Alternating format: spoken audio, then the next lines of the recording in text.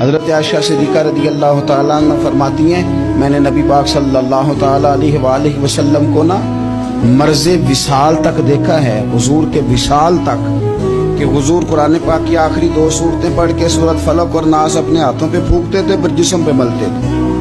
قرآن پاک میں شفا ہے۔ اب تو لوگوں نے دم درود کو نا اس کو بڑا ہلکا سا کام سمجھ لیا۔ ویسے بھی یہ عاملوں کے ہتھے چڑھ گیا، ملنگوں کے ہتھے چڑھ گیا، کاروبار بن گیا، تجارت بن گئی۔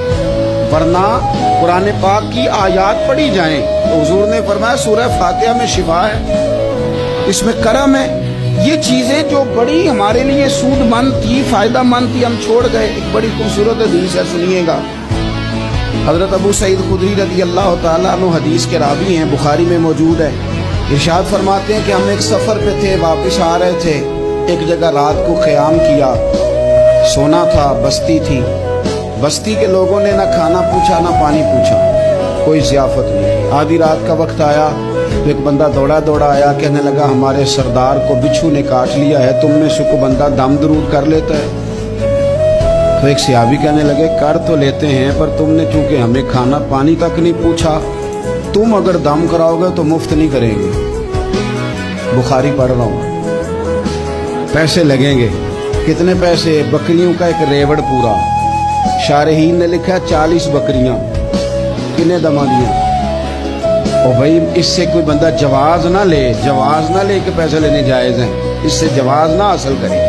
آپ بات کو سمجھیں، پس منظر کیا ہے؟ پانی تک نہیں تم نے پوچھا۔ کچھ لوگوں کا علاج ہوتا ہے، انہوں نے کہا پیسے لیں گے دم کر دیں گے۔ صحابی نے کہا حضرت ابو سعید خدری رضی اللہ تعالیٰ عنہ فرماتے ہیں وہ چونکہ تنگ تھے، بچھو کاٹ گیا، اور سردار کو کہا چل تو صحیح نا۔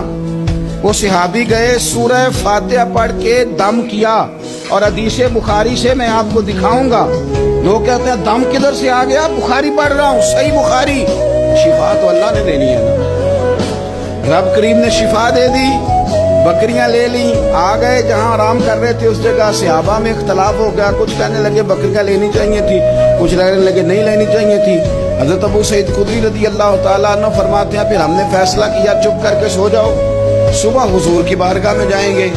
اگر کریم نے کہا لینی چاہیے تھی پھر تو موج بن گئی، اور اگر کہا نہیں لینی چاہیے تھی تو بکریاں ہانک کے واپس کر دیں گے۔ مسئلہ کیا ہے؟ کہتے ہیں صبح گئے حضور کی بارگاہ میں، جا کے مسئلہ عرض کیا، یا رسول اللہ انہوں نے بھی پانی کوئی نہیں پوچھا تھا، ہم نے بھی کہا دم کریں گے تو پیسے لیں گے، تو ہم نے یہ بکریاں لی ہیں۔ شارحین لکھتے ہیں 40 تھی شاید۔ یا رسول اللہ اب کیا کریں؟ حضور مسکرانے لگے، حضور مسکرانے لگے۔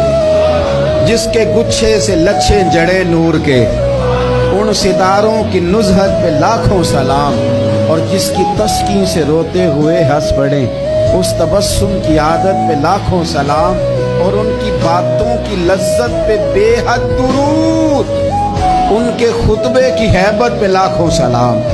حضور مسکرانے لگے اور مسکرا کے پوچھا اچھا پڑھا کیا تھا؟ یا رسول اللہ سورہ فاتحہ۔ فرمایا سکھائی کس نے تھی؟ کہا یا رسول اللہ آپ نے۔ فرمایا پھر آدھی بکریاں میری ہیں آدھی تمہاری ہیں، اور میرا حصہ نکالو نا بھائی۔